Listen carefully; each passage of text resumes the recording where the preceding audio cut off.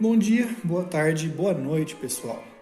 Bom, eu vou começar agora a nossa primeira aula de eletrostática. Eu falo nossa porque agora entre eu e vocês, eu entendo que vocês já tiveram alguma coisa anteriormente. Eu dei uma lida na lista de exercícios que vocês receberam para saber onde vocês estavam. Eu vou começar mais ou menos dali, não a partir dali, mas um pouquinho antes também, para rever alguns conceitos, só para não passar nada batido, tá? Nessa parte de eletrostática, antes da gente entrar aqui, a gente tem que entender qual que é o tema por trás, de onde que essa ciência surgiu.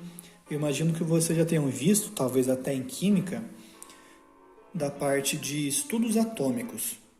Essas ideias surgiram na Grécia Antiga, onde a gente pensava que, poxa, eu tenho um objeto e eu quero saber até onde que eu posso dividir ele e ter dois objetos, entendeu? Você pega uma massinha, uma pedra, você consegue quebrar a pedra em duas pedras menores.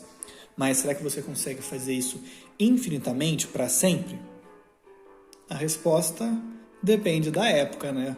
Ou pelo menos a resposta aceitável pelos pensadores da época. Afinal de contas, a ciência avança e algumas respostas tendem a mudar. Então, na Grécia Antiga nós já tínhamos essa ideia. Na Grécia Antiga,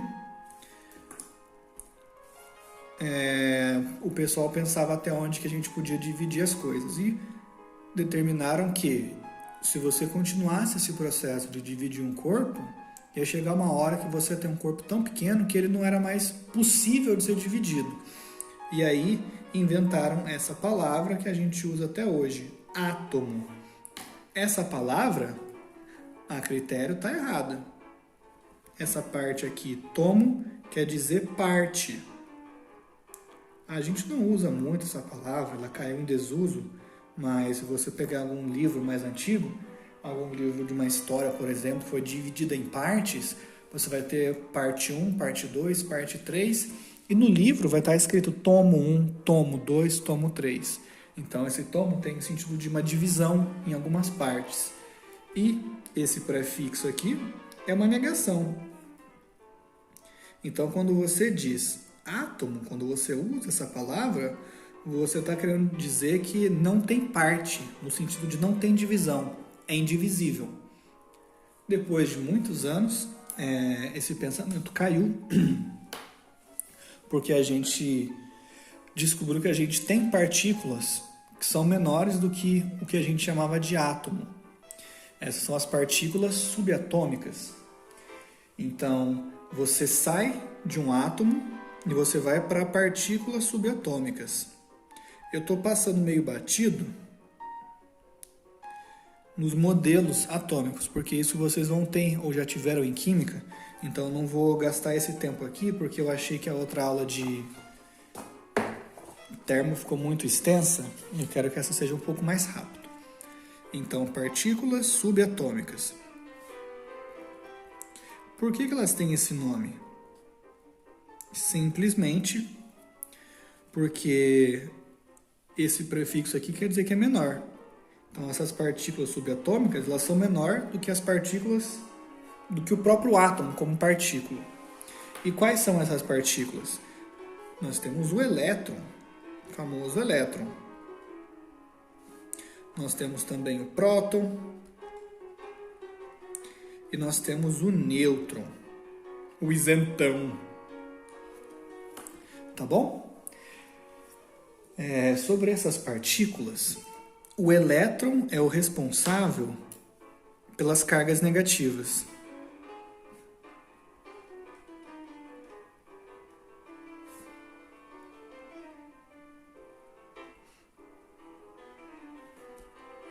Então, bom, vou colocar um menos assim, porque muitas vezes a gente vai usar esse símbolo para indicar a carga negativa. Nem sempre o elétron, mas é bom já deixar aí. Probleminha na caneta aqui. Tá, cargas negativas. O próton, cargas positivas.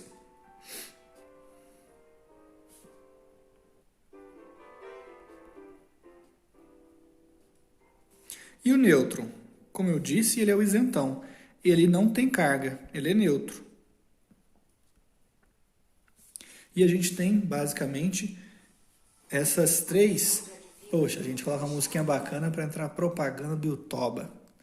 A gente tem basicamente essas três cargas aqui. O elétron negativo, o próton positivo e o nêutron que não tem carga.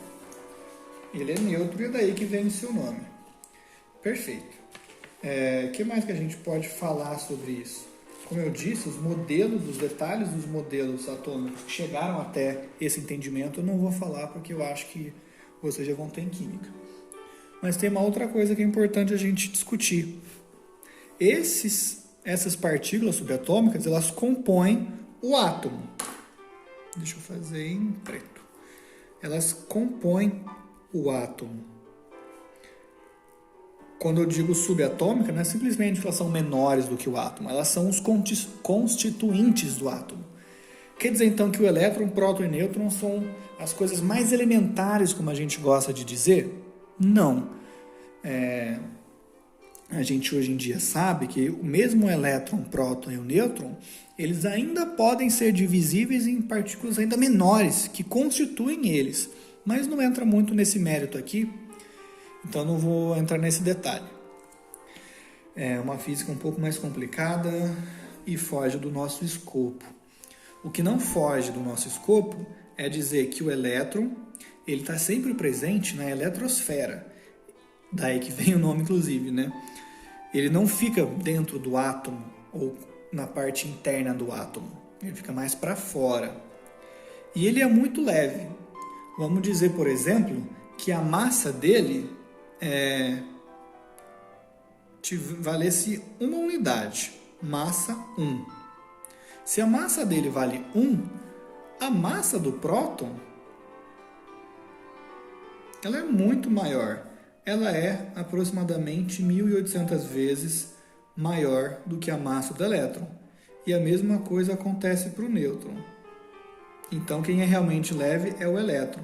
Massa, mais ou menos 1.800. Não sei como que está a iluminação, parece que está boa.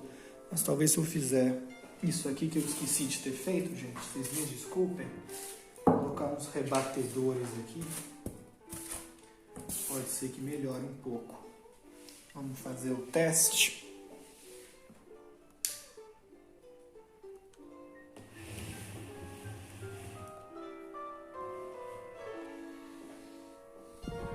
Com 100. Poxa, parece que 100 fica melhor. Mas assim eu reduzo a sombra, né? Vou deixar assim. Sorry, gente. Essa é a minha primeira live. Mentira, nem a live, porque eu vi que eu tenho que ter 1.000 inscritos no YouTube para conseguir fazer live pelo celular. Então, é só uma gravação mesmo. Tá. Então, esse resultado aqui ele é muito importante porque quando a gente for ver eletrização, indução, a gente vai estar sempre mexendo com o movimento de cargas. E qual carga que vai se afastar ou se aproximar de alguma coisa? A que for mais leve. Quanto mais leve, mais fácil. Então, tipicamente, é o elétron que vai se afastar de um lado para o outro, ou se aproximar, né? Portanto, quem tem mobilidade, a tendência é que sejam as cargas negativas. Por que eu falei tendência? Porque o elétron é responsável pela existência da carga negativa. Mas, como vocês com certeza já viram em química, a gente pode ter ainda assim íons positivos e íons negativos, que é uma molécula, por assim dizer, é uma partícula que não precisa ser simplesmente composta por elétron, pode ser um átomo que estava neutro e por algum motivo ele ganhou elétrons, então ele está negativamente carregado. E isso vai ser um íon que não tem a massa do elétron necessariamente, que pode ter uma movimentação maior ou menor do que um cátion, que é um íon positivo, de forma que talvez o positivo possa se movimentar. Mas para a gente não ter que se preocupar com isso, a gente vai sempre fixar a seguinte ideia.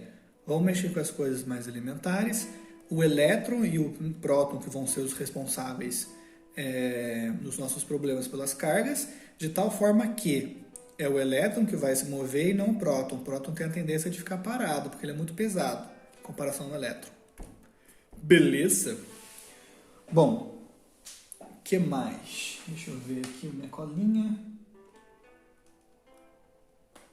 Acho que é isso aí. Então, tem uma coisa também que eu acho muito interessante vocês saberem, que é o seguinte: cargas positivas e negativas, né? Primeiro, qual que é a letra que a gente usa para carga? A gente tem que saber escrever as coisas. Carga. Vou colocar 3 risquinhos aqui, porque agora eu posso pôr 2. Assim. A gente usa a letra Q para carga, tá bom? E a unidade de medida de carga, reparem que quando eu coloco uma grandeza física em colchetes, eu estou me referindo à unidade dela. É coulomb. Mas a gente fala mais para frente sobre isso, quando a gente for ver a lei de Coulomb, vai ser um pouco melhor. Então, eu posso dizer, por exemplo, que a minha carga vale 5 coulombs, 6 coulombs, mas isso a gente vai ver um pouco mais para frente. Por enquanto, vamos simplesmente dizer que a gente tem uma carga que vale Q, ou uma carga que vale menos Q. A gente vai estar sempre usando o Q. Se você tiver vários corpos, por exemplo, tem um corpo assim, e esse aqui é o corpo 1. Então, ele pode ter uma carga Q1. Aí tem um corpo um pouco maior, corpo 2. E ele tem a carga Q2. Então, inclusive, às vezes, você pode pegar um corpo muito pequenininho e colocar um Qzinho para ele. Então, se é maior ou menor, isso não vai fazer diferença. Tipicamente, o maior vai ser o Qzão, o menor vai ser o Qzinho, mas você tem essa liberdade para escolher. E, como eu estava dizendo, a carga é dada em coulombs e tem algum valor. Então, você pode pegar vários valores diferentes de carga, como eu falei, 5, 6 e tal. E tem uma coisa que é muito importante. Não é qualquer valor que a gente pode ter de carga. 5 pode, 6 pode, 6,5 pode, e 6,25 pode, 6,1 pode. Acontece que, se você for diminuindo, como eu estava fazendo, de 6 até o próximo e depois a metade entre eles, vai chegar um valor, muito depois, em que você não tem mais a liberdade de pegar valor diferente. Eu quero dizer o seguinte: o elétron não é simplesmente o responsável pela carga negativa. A carga do elétron tem um valor específico e qualquer corpo que tenha elétrons, ele vai ter múltiplos dessa carga. É como se fosse uma moeda de 1 centavo. E você só tem dinheiro, você não tem tipo um internet banking, alguma coisa que pode fazer uma conta para você fracionar em centavos. Não. O que você tem é simplesmente moedas e notas. E a menor moeda de todas era, pelo menos, né, a moeda de 1 centavo. Então, tudo é múltiplo de 1 centavo. Se você tem R$1, na verdade, você tem 100 centavos. Se você tem R$10, você vai ter 1.000 centavos. É disso que eu estou falando. Então, a gente tem nosso primeiro ponto importante aqui. A carga. A música até ficou mais animada, hein? Carga do elétron. Ela é fixa, é uma forma boa de dizer? Tá bom, pode ser fixa. Não achei um adjetivo um pouco melhor aqui. Ela tem um valor, agora eu espero que vocês não tenham dificuldade com conotação científica, porque a carga do elétron é um valor bem pequenininho. Vou colocar um Q aqui. Vale 1,6, é o nosso coeficiente. E agora a parte da notação científica, o nosso expoente, que é 10 elevado a menos 19 coulombs. Uma carga muito pequena. Opa. Aí. Tá bom? Então, essa aqui é a minha moeda de 1 centavo. Ou seja, tudo que eu vou construir é a partir disso. É somando isso. Então, eu posso ter um vamos supor um Q2 aqui, que ele tem duas vezes essa carga, ou seja, ele tem 2 elétrons. 2 vezes 1,6 dá 3,2. Então a carga dele seria isso aqui. Eu posso ter um Q3, um Q4, por exemplo, que vai ser 6,4 vezes 10 a menos 19 coulombs. Então aqui é 1 centavo, 2 centavos e aqui 4 centavos. E claro que o centavo é um valor financeiro muito pequeno. Então tudo que a gente fala é em múltiplos dele, né? Reais, que é 100 vezes. E aqui, como esse múltiplo é muito, muito, muito pequeno, poxa, 10 a menos 19. Esse número aqui vem depois de 19 zeros depois da vírgula. Então a gente muitas vezes como é que eu posso dizer? Não está tão interessado em saber quantos elétrons a gente tem, porque os números que a gente vai usar de carga são muito maiores do que esses números aqui, tá bom? A gente pode ter a impressão de que pode valer qualquer valor porque o múltiplo é muito pequeno, mas na verdade a gente não pode. E como que a gente soube disso? Um experimento muito importante foi o experimento de Millikan.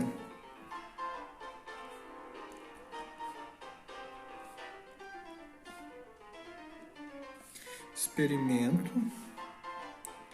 de Millikan. E o que esse cara fez? Ele estava interessado em medir os valores das cargas. Então ele usou um negócio que chama capacitor, a gente vai ver bem mais para frente. O que importa é, ele tinha uma região aqui no meio que tinha um campo elétrico que era conhecido. E a gente também vai ver um pouco melhor sobre o que é campo elétrico. Aqui eu tenho que falar mais uma coisa para vocês.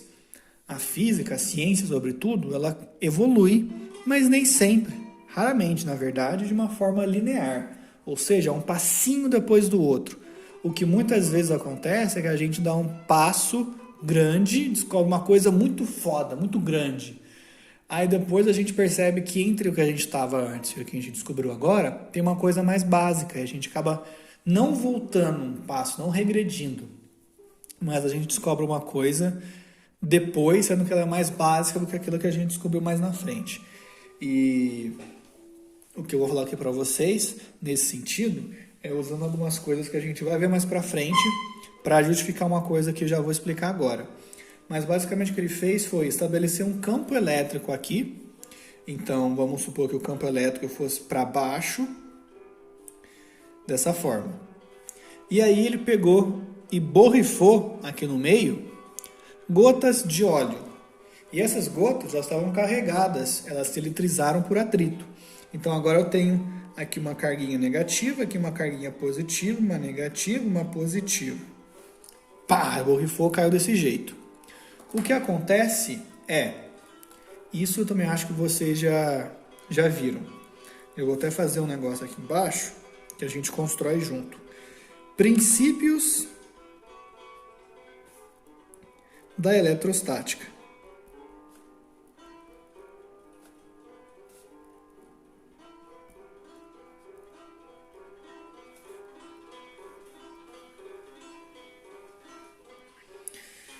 Bom,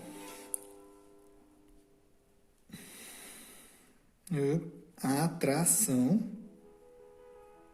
e repulsão. Isso aqui é bem famosinho e vocês já devem ter visto, mas eu vou explicar. Todo mundo já ouviu falar que os opostos se atraem e os iguais se repelem. Então o que a gente quer dizer é o seguinte: na parte da atração e na parte da repulsão,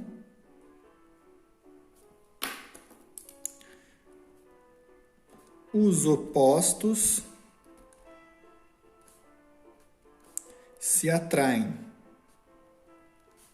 Ou seja, se você tiver uma carga negativa e uma carga positiva, o que você observa é que elas têm a tendência de se aproximar, elas estão se atraindo. No entanto, os iguais se repelem. E isso você observa de duas maneiras. Você pode ter um negativo e um negativo, um positivo e um positivo. E você vê que aí eles tendem a se afastar. Poxa, mas por que tem dois casos da repulsão e um caso só da atração? É porque no caso da atração não muda se você coloca o positivo aqui e o negativo aqui. Eles vão se atrair da mesma forma. Agora, é o mesmo arranjo macroscópico, né? Positivo, negativo, positivo. Mesma coisa. Só que negativo, negativo e positivo são coisas distintas. E a gente tem uma forma diferente de ver quando a gente olha para o campo elétrico. Já vou até colocar isso aqui, embora mais para frente eu vou explicar novamente, só para vocês entenderem um pouco do experimento do Millikan. Quando você tem uma carga positiva, a carga positiva ela sente o campo, ela sente uma força na direção do campo. Então, para a carga positiva, vou fazer de uma outra cor, ela sentia uma força elétrica para baixo. E a carga negativa é o contrário, ela sente o campo no sentido oposto. Então, o negativo sentiria para cima. E nesse caso, nessa configuração, a gente tem um pouco mais de interesse nesse aqui, embora o outro também. Porque o Millikan, o cara que fez isso, ele borrifou essas gotinhas e ele olhava, por exemplo, essa partícula negativa aqui, ela tinha força peso para baixo, afinal de contas ela tem uma massa, e uma força elétrica para cima.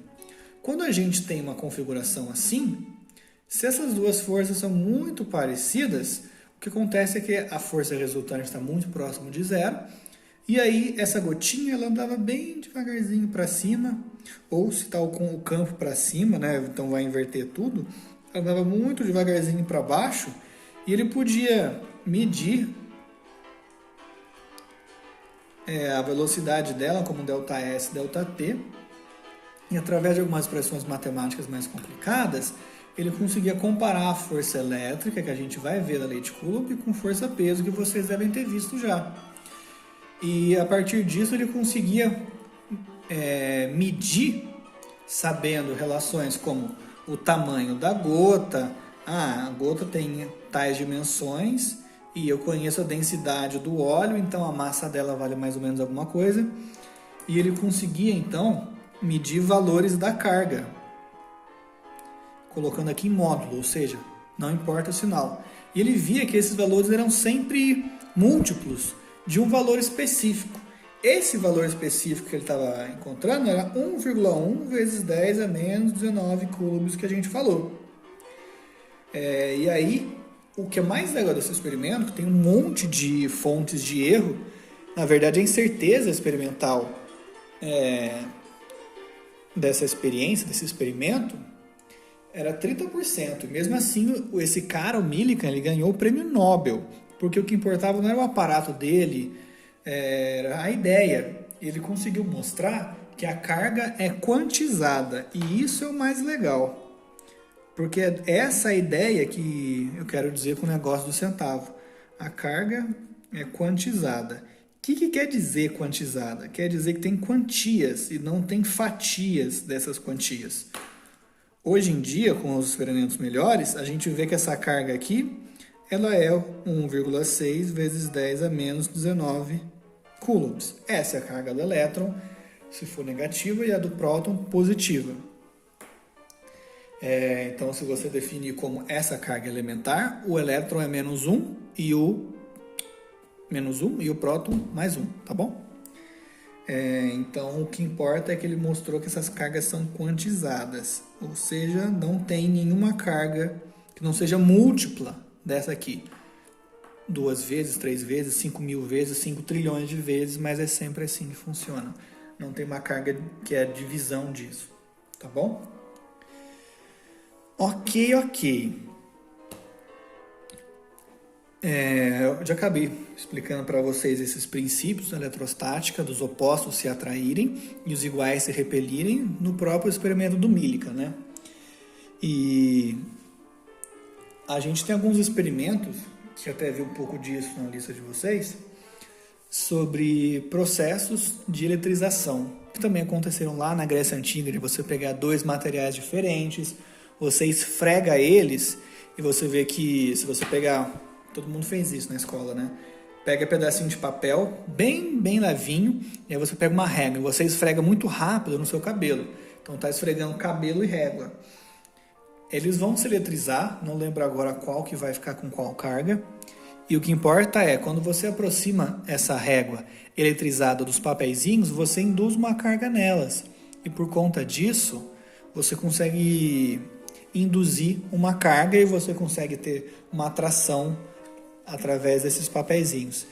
E o que a gente vai falar é mais ou menos isso agora. Deixa eu passar aqui. Uma coisa importante, né? Eu falei que os opostos se atraem, os iguais se repelem. E o isentão e o nêutron? Ele pode sofrer uma atração também eletrostática? Não falei isso, mas eu vou falar agora. Essa parte aqui de eletrostática, a gente vai ver as coisas paradas. A gente vai ver só a situação inicial e final, mas não um meio termo, tá? A gente não vai ter cargas em movimento, a gente vai ter cargas que se movimentaram. Por isso que tem esse estático aqui no sentido de parado, tá? Então, tipo elétrons parados. Mas voltando, a gente pode ter atração eletrostática de corpos nêutrons. De corpos neutros. É só você pensar da seguinte forma. Você tem esse corpo aqui e ele está neutro. Quer dizer que ele tem a mesma quantidade de cargas positivas e cargas negativas. Agora, se você chega, por exemplo, com um bastão repleto de cargas negativas, então o que vai acontecer é essa configuração aqui, os iguais vão se repelir. E eu estou olhando mais para o elétron porque, como eu disse, a massa dele é muito menor, então ele tem mobilidade. Então o que vai acontecer, se eu aproximar esse bastão negativamente carregado, é a carga dessa bola aqui, ela era zero, e ela vai continuar sendo zero. O que acontece é que ela vai ser distribuída de uma forma diferente. Se aqui tem muito negativo, eles vão repelir os negativos daqui. Então todos os negativos vão passar para o outro lado. Todos, estou exagerando, mas uma boa parte. E aí vai sobrar os positivos para cá. Então você repartiu, tá vendo? De um lado agora tem positivo e do outro lado tem negativo. Então mesmo no corpo neutro, ele pode sofrer uma atração porque agora essas atrações e repulsões também tem muito a ver com a distância. Quanto menor a distância, maior é o efeito. Então reparem que as cargas negativas, elas estão mais afastadas do que as cargas positivas estão do bastão. Então essa atração aqui, ela é maior do que essa repulsão aqui em cima. Então mesmo o corpo neutro é capaz de sentir atração.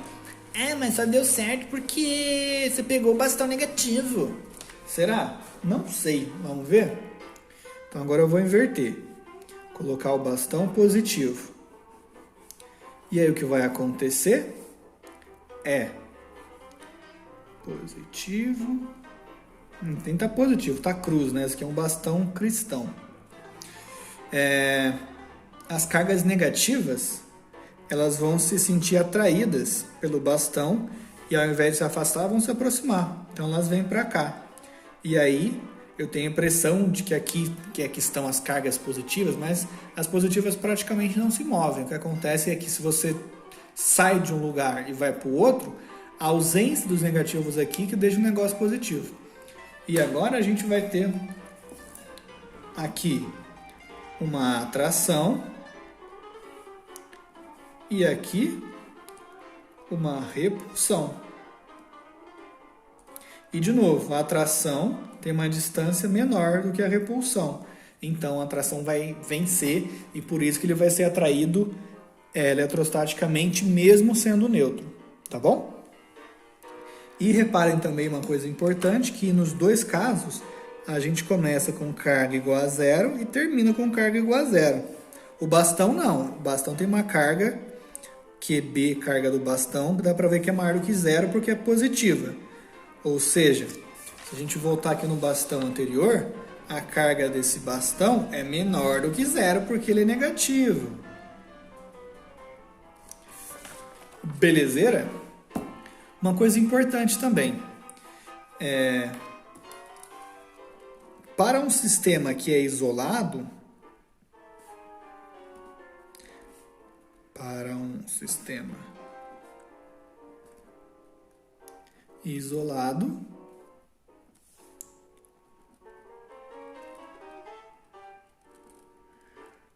não há trocas de cargas. Ou seja, se eu encostasse dois bastões, por exemplo, dois corpos, eu vou brincar de redistribuir as suas cargas. Só que ainda assim não vai surgir ou desaparecer carga do nada. Vamos considerar o seguinte sistema. Eu tenho aqui um corpo A e QA vale 5Q. Positivo, tá? Não vou colocar o positivo aqui porque não precisa. E quem que é esse Q? É uma carga qualquer, tá? Pode ser a carga elementar, pode não ser, não importa. Mas é positivo para não ter que ficar brincando com o sinal. Aqui é negativo, então para a carga ser positiva tem que ser negativa aqui também. Então o Q é uma carga positiva, mas não importa quanto que vale. E aí eu tenho um outro objeto B, que tem uma carga QB, que vamos supor que é menos 2Qzinho. E tem um C, que tem uma outra carga, positivo e negativo, vou colocar 0. Se esse sistema ele for isolado, ou seja, não existe mais nada relevante além desses três no universo, não importa o que aconteça, eu posso fazer qualquer processo de eletrização e uma coisa vai ser mantida. Eu vou mostrar isso depois. Tem o mesmo corpo A, gastei muito espaço aqui, né? E a sua carga agora é, por exemplo, 2Q. O B mudou a carga para menos 2Q. E agora eu tenho faltou desenhar o C, né? O C com uma carga que vale 3Q. E esse é o mesmo sistema, ele só mudou a sua distribuição de carga. Vamos somar a carga total? Aqui é a situação 1 e aqui é a situação 2. Então, carga total 1. Vamos somar. A carga total é igual à soma de todas as cargas aqui. QA mais QB mais QC. Ou seja, o QA tinha 5Q. O QB tinha menos 2Q. E o C tinha 0.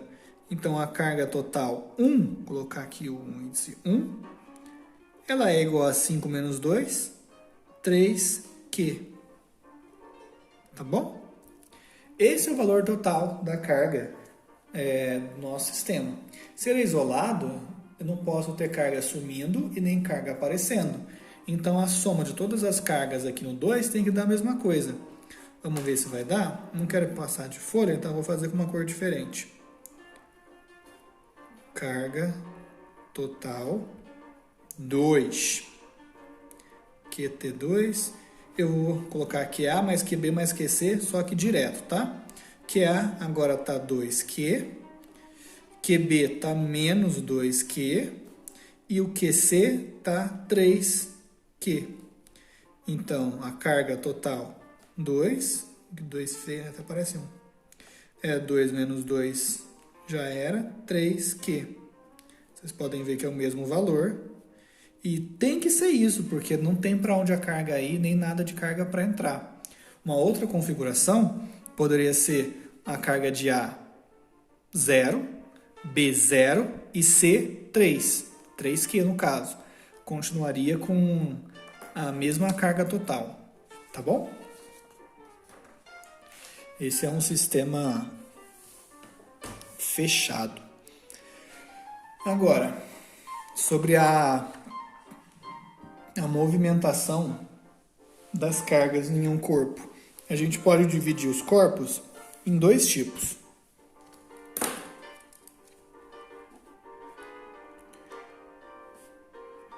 Tipos de corpos em relação à movimentação de carga. A gente tem os condutores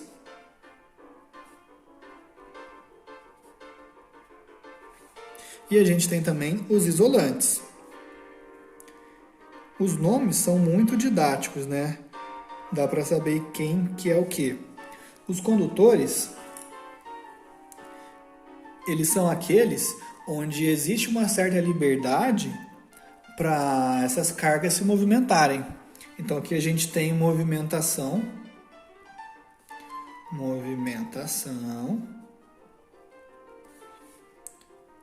de cargas. Um exemplo, metais. No caso dos metais, a gente tem o que muitos chamam de mar de elétrons, né? Os elétrons deles, se você pegar um átomo de um metal, por exemplo, a gente sempre tem uns elétrons ali na camada de valência e por conta disso, eles têm uma facilidade maior, por ter elétrons mais externos, de terem uma atração menor em relação ao núcleo. E por conta disso, eles têm uma mobilidade maior. Agora, materiais isolantes, eles têm uma liberdade menor para essas cargas ficarem andando. Por conta disso, eles isolam, daí o nome, as cargas. Quer dizer que se você tiver uma coisa carregada e encostar uma coisa isolante, essa coisa isolante não vai permitir que as suas cargas sejam redistribuídas de forma a acontecer o que eu mostrei para vocês aqui. Então, uma coisa importante aqui é dizer que essas bolas aqui, elas são condutoras. Elas permitem, portanto, a mobilidade das suas cargas, tá bom? Então, para o isolante, condutor, temos movimentação de cargas. E aqui não temos movimentação. Eu não gosto de perder tempo escrevendo, então a minha letra fica muito mais feia. Não temos movimentação de cargas. Um exemplo, madeira. Madeira é um ótimo isolante elétrico. Uma coisa importante a se dizer é que a gente pode separar os materiais em condutores e isolantes, só que tudo isso tem um certo limite. Se você pegar um isolante, por exemplo, a própria madeira, ainda assim ela pode se comportar como condutor em condições extremas. Então isso aqui não é uma coisa absoluta. A madeira nunca vai ficar eletrizada, ela nunca vai permitir passagem de uma corrente elétrica. Não é exatamente isso. O ar, por exemplo, ele é um bom isolante. Mas chega uma hora que você rompe o que a gente chama de rigidez dielétrica do ar, em que aí existe a passagem de uma corrente elétrica por ele. Um raio, por exemplo, nada mais é do que isso. Então, tudo é questão de olhar até onde ele se comporta como isolante. A partir de um certo ponto é um condutor, tá bom? Falando um pouco mais agora sobre condutores isolantes, eu vou falar para vocês sobre os processos de eletrização. E a gente vai falar mais sobre os condutores, né? Porque, como eu falei, os isolantes, eles não vão deixar que essas cargas sejam redistribuídas como naquela bola lá. Então, meio que acaba ali a graça da história. Então, deixa eu colocar uma coisinha aqui. Processos de eletrização. Deixa eu mudar. Aqui.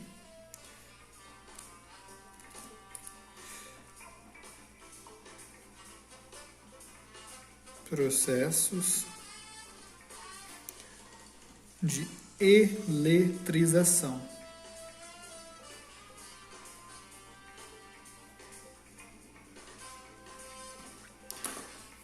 Nós temos dois processos. O atrito, aliás, temos três.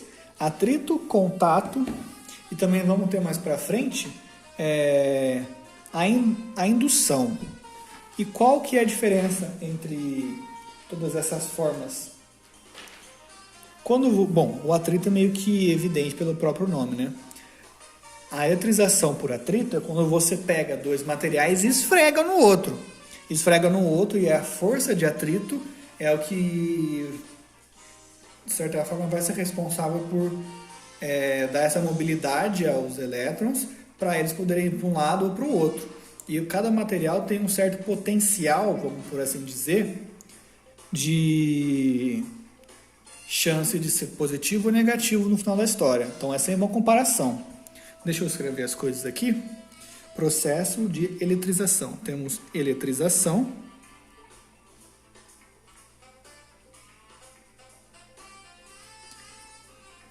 Por atrito.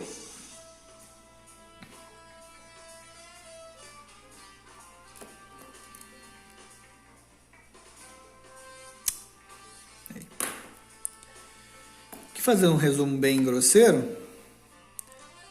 É um esfrega-esfrega.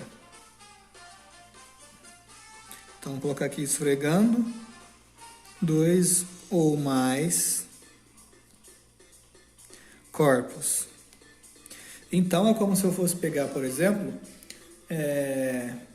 vidro e lã. Você pega vidro e lã em cada mão e fica esfregando no outro, esfrega com bastante força. Quando você separar, eles devem estar eletricamente carregados. Se eles estavam neutros antes, sempre vai ser um com positivo e um com negativo, já que a soma dos dois tem que dar o zero, porque é um sistema fechado, como a gente já mostrou antes. Então, eu vou mostrar para vocês aqui, fazer uma tabelinha mais ou menos, que vai dizer quem fica negativo e quem fica positivo. Então, a gente tem algumas substâncias, como por exemplo, o vidro, a lã, algodão,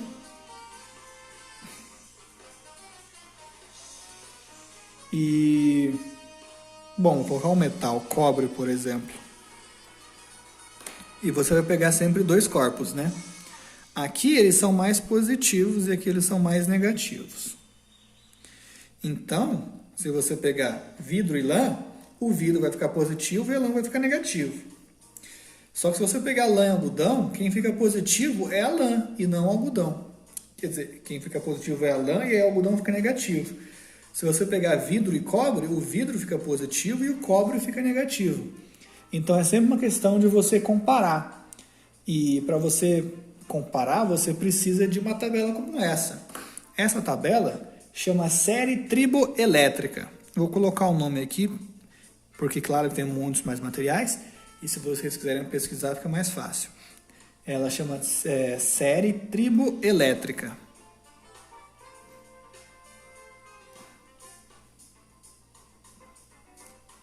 Então o processo de eletrização por atrito basicamente é isso. Você vai esfregar ou atritar dois ou mais corpos, e aí um deles, esse aqui é o corpo 1, esse aqui é o corpo 2.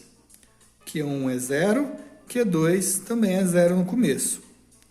Aí você esfrega eles, então eles estão se esfregando, tá? Esse aqui é o 1, esse aqui é o 2. Quando você separar eles, você vai ter, por exemplo, o Q1 positivo e o Q2 negativo.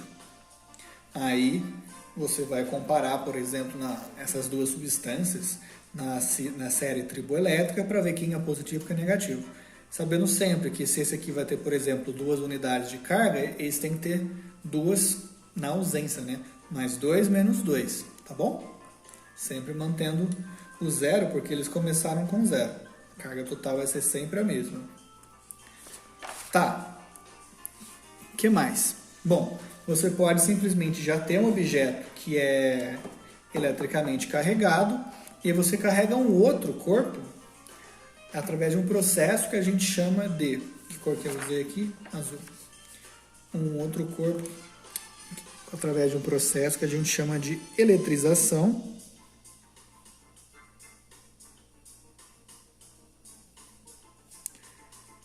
por contato.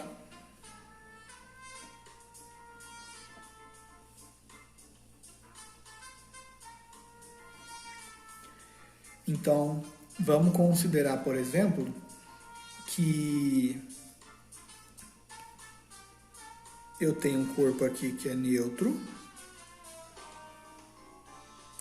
Q igual a zero.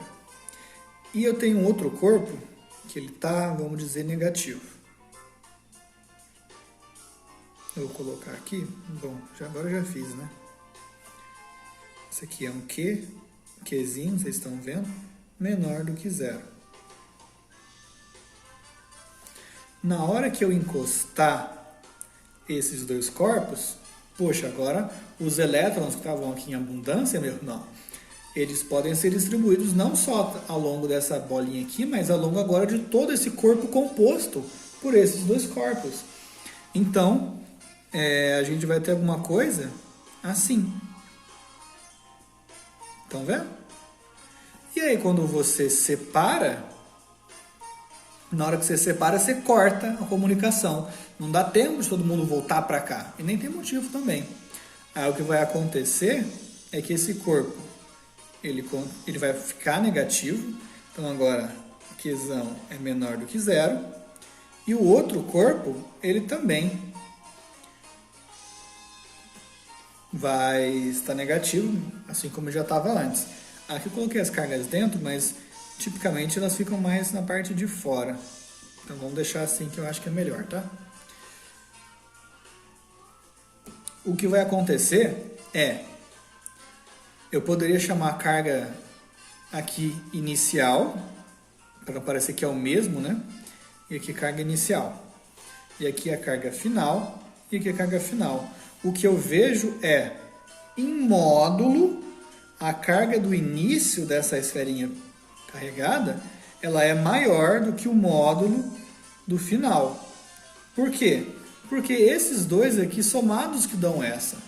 Lembrando que a carga total é sempre igual a zero, aqui eu tenho zero e valor negativo. Aqui eu tenho dois valores negativos. Então, esses dois somados que dão esse cara aqui. Tá bom? Vamos ver um exemplo, por exemplo? Que beleza. Vamos considerar o seguinte. Vou em preto aqui. Vermelho. Exemplo.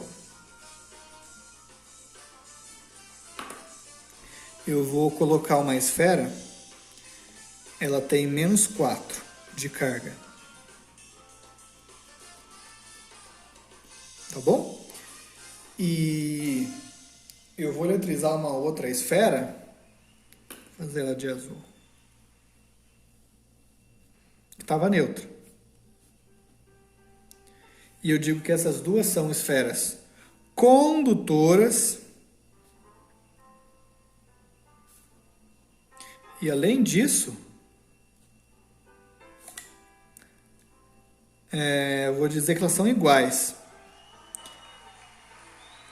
Eu vou colocando um D ali, porque dizer de mesmo tamanho, mas também tem que ser o mesmo material.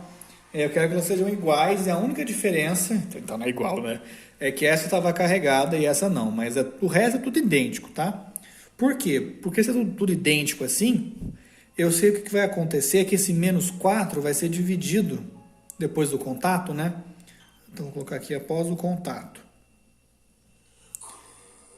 É que eu vou ter menos 2. Bom, era para ser o preto, né? Vou colocar o preto para cá. E menos 2 aqui também. Essas cargas foram distribuídas igualmente. Quer dizer então que se eu pegar um corpo com carga 12, eu tenho um monte de esferinhas iguais, só que uma delas está com carga 12, positivo. Aí eu encosto ela em uma outra esfera. Agora eu tenho 12 por 2, 6, 6. Tá bom. Aí eu pego essa de 6 e encosto em uma outra esfera. Aí então vai dividir, vai ficar 3, 3.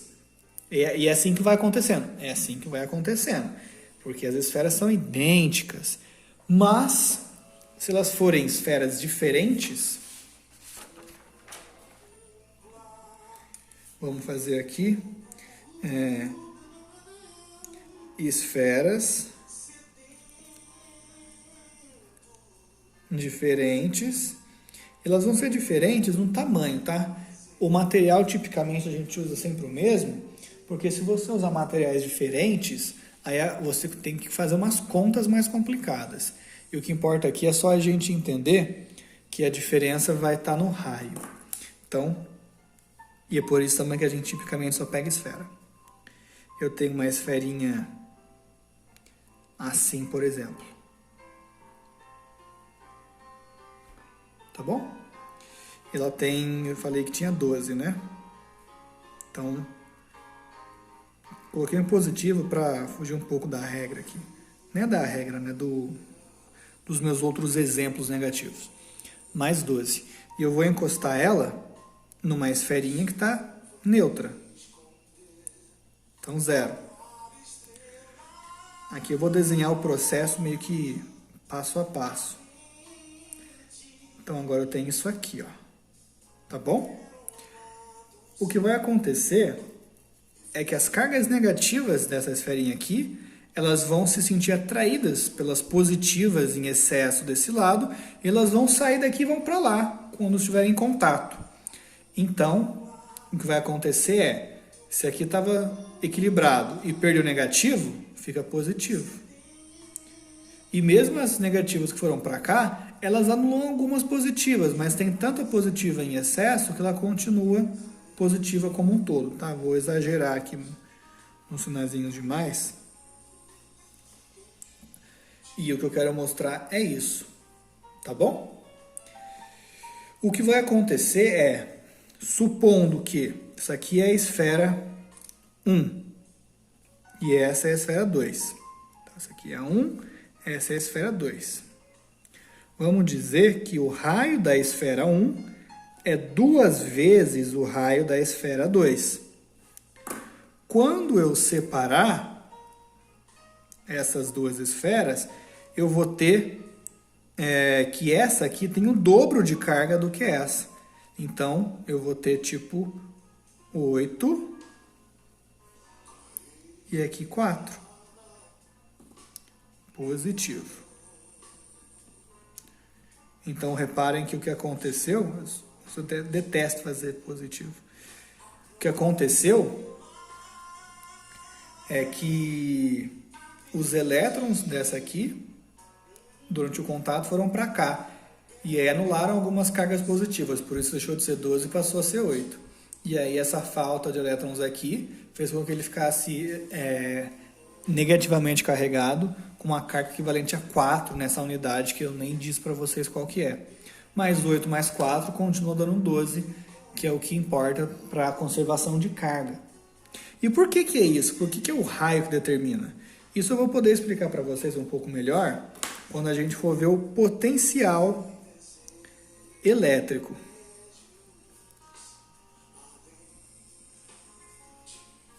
Lá a gente vai ver que tipicamente um objeto que é condutor, deixa eu desenhar aqui um objeto qualquer. Por que um objeto qualquer?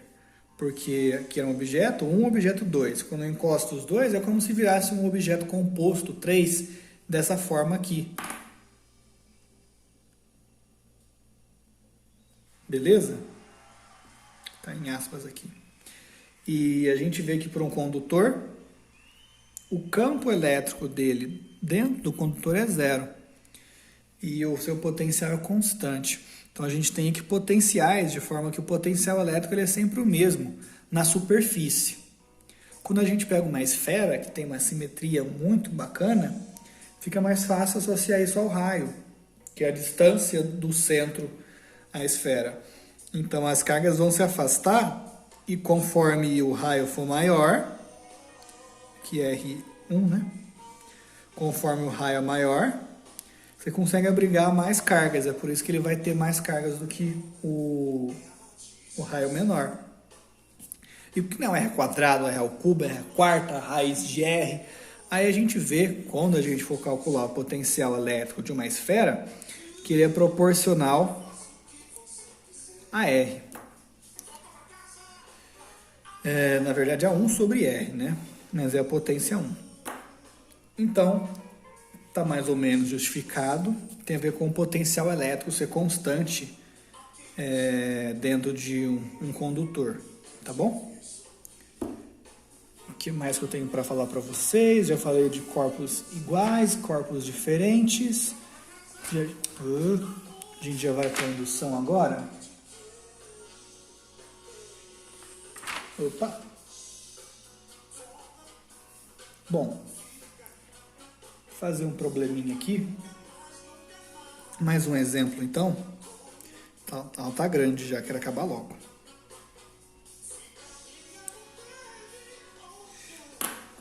Que é o seguinte, se eu tivesse, por exemplo, um corpo A e a sua carga, que é A, tem um certo valor, e eu tenho um corpo B.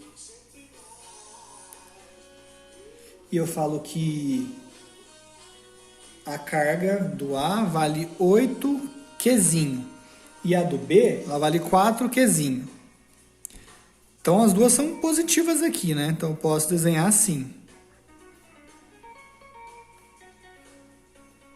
Fiquei meio apressado, acabei desenhando umas coisas bem rápidas.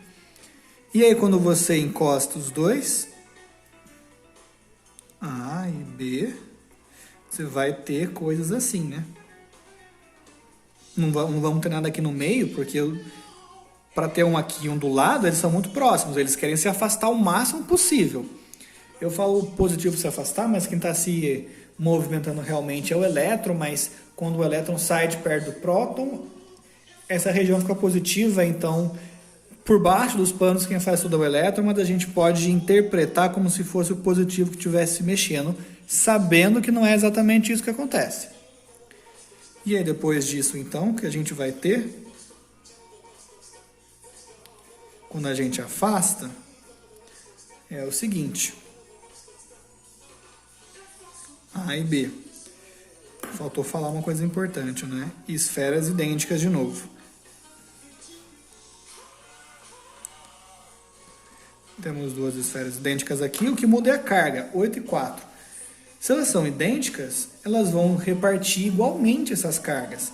Então, agora a minha carga A final, vou usar a linha aqui, ela é igual à minha carga B final. Então, sabendo que a conservação de carga sempre se aplica, a carga total é QA mais QB, que é igual a 8Q mais 4Q.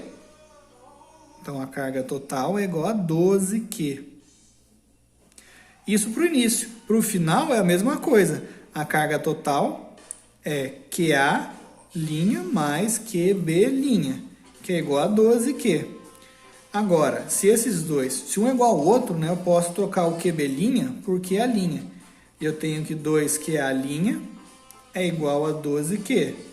Ou seja, eu divido por 2, vai caber aqui, não vai, vai caber, não vai, vai caber, não vai, coube. 6Q. Então, eu tive essa divisão aqui, 12 por 2 e deu 6, que é uma coisa que agora parece um pouco mais óbvio, né? 8 e 4 é 12. Divide em 2 dá 6 para cada, tá bom? Então a gente pode ter probleminhas assim também, nem sempre com esferas iguais, mas com esferas diferentes também. Se uma tivesse o dobro do raio da outra, essa com o dobro teria o dobro da carga também. E aí a gente divide em 3. Um ia ficar com 2 partes e outro com uma parte só. Que foi o que houve com o nosso exemplo anterior aqui, tinha 12 e dividiu 8, 4. Esse foi com 2 partes. Dividiu em 3. 12 por 3, 4. Uma parte, 2 partes. Então, para terminar a aula, vamos falar agora de eletrização por indução. Estava fazendo de azul.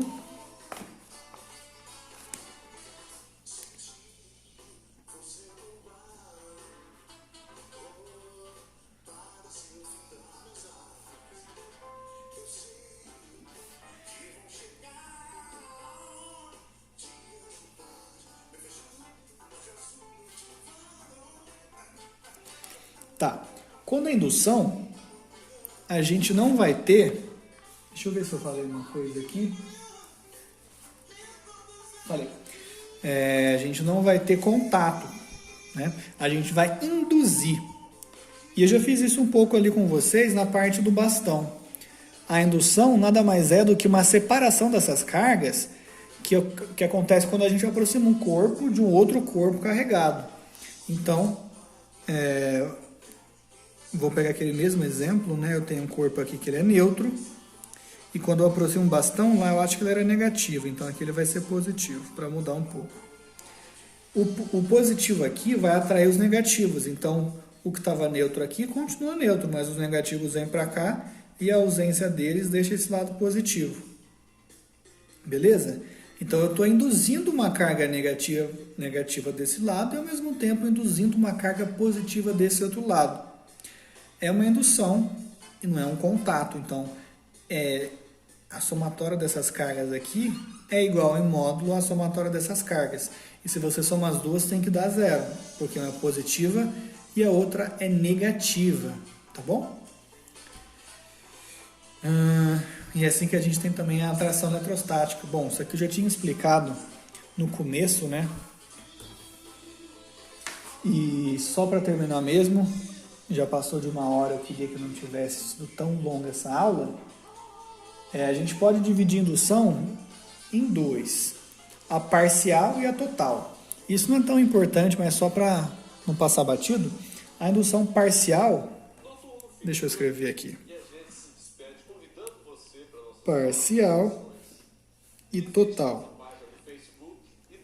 A total é quando a gente pode dizer que toda a carga que tem nesse corpo aqui, ela foi distribuída. E a parcial está querendo dizer que nem toda a carga ela foi realmente distribuída ou induzida, tá bom? Então eu vou escrever para vocês aqui. A indução é dita parcial quando a quantidade de carga induzida é menor que a quantidade de carga no indutor. Então, carga induzida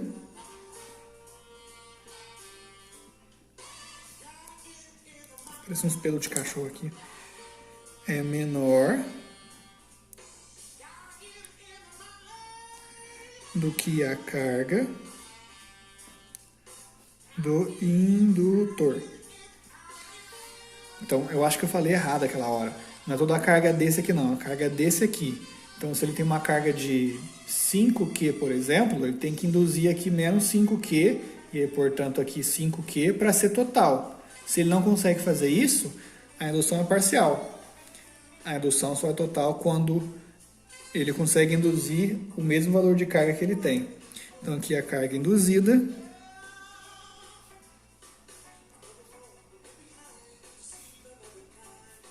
é igual à carga do indutor. Letra de médico, né? É a pressa, gente. E agora, finalmente, mesmo para finalizar, vou só comentar com vocês sobre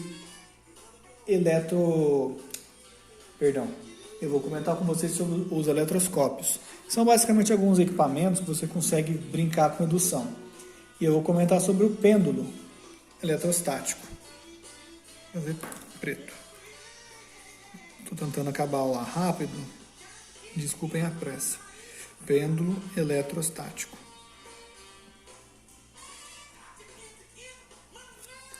Bom, considerem, por exemplo, tudo isso aqui é um isolante, ele está aterrado, está na terra então. Eu posso ter aqui mais um fio isolante e aqui eu tenho uma esfera condutora, então ela pode ter mobilidade de cargas. Quando você aproxima um bastão e ele está com uma certa carga e ela é neutra, a gente já vê que a gente vai ter uma atração eletrostática. Mas às vezes é mais legal você brincar com ele carregado e você aproxima um bastão com uma certa carga. Se ele for positivo, o bastão vai ser atraído, mas se ele for negativo, eles vão se repelir. E o que acontece é que esse fio aqui é um fio, tá? Que permite então a mobilidade dessa esferinha, a esferinha vai simplesmente se afastar do bastão. E as cargas aqui, para ser mais criterioso, elas também vão se afastar o máximo possível. Então a gente pode ter até uma coisa assim. Ela está negativa como um todo. Só que se as cargas negativas vão todas para um lado, você ainda tem uma indução. Então, a ausência de carga negativa, se for todo mundo para o outro lado, você pode ter alguns positivos ali, tá bom? Mas, tipicamente, o que acontece não é isso. São alguns materiais supercondutores e a gente vai ficar usando mais o negativo para todo mundo mesmo. Bom, então eu vou passar alguns exercíciozinhos para vocês fazerem, assim como em termo. Vocês vão lá, vocês fazem e as dúvidas que vocês tiverem, vocês comentam na publicação no Facebook, que depois na próxima aula eu posso começar fazendo esse exercício, tá bom? Desculpem, mais uma aula longa, eu vou tentar fazer elas mais curtas na próxima. E por hoje é isso. Até a próxima aula. Abraços para todo mundo.